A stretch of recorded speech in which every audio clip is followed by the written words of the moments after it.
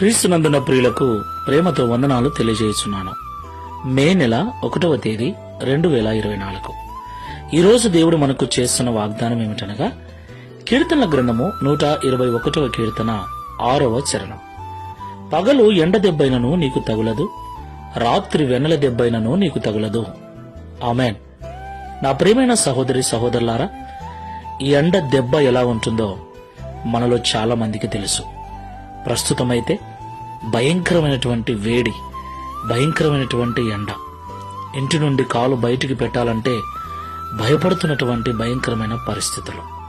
అవును ప్రియులారా, ఇప్పటికే ఎంతో మంది ఎండ దెబ్బ తగలటం వల్ల అనారోగ్యానికి గురైన వారు, హార్ట్అటాక్ వచ్చి చనిపోయిన వారు కూడా ఎంతో మంది ఉన్నారు. అవును ప్రియులారా, భయంకరమైనటువంటి ఎండ మనుషులను పీడిస్తుంది.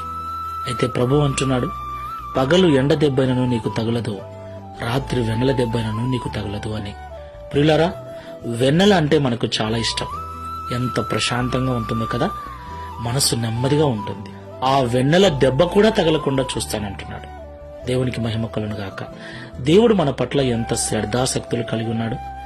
మనం ఆరోగ్యంగా ఉండాలని, సౌఖ్యంగా ఉండాలని దేవుడు ఎంత కోరుకుంటున్నాడు కదా. అయితే ఈ పరిస్థితుల గుండా మనము వెళుతూ ఉన్నప్పుడు మనం ఇబ్బంది పడకుండా ఉండునట్లు ప్రార్థనాపూర్వకంగా మన మార్గములను, మన పనులను దేవునికి అప్పగించాలి.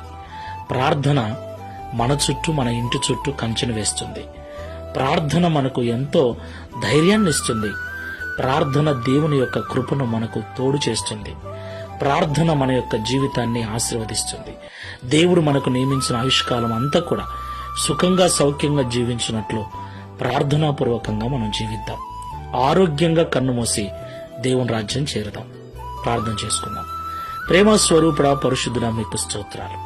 పగులు ఎండ దెబ్బైనను, రాత్రి వెన్నెల దెబ్బైనను తగులదు అని ఉదయకాల సమయంలో మాతో మాట్లాడారు. అవునయ్యా, ప్రస్తుత పరిస్థితులు భయంకరమైనటువంటి ఎండతో నింపబడి ఉన్నాయి. ఇంటి నుండి బయటికి వెళ్లిన వ్యక్తి ఆరోగ్యంగా తిరిగి వస్తాడన్నటువంటి నమ్మకం లేదు.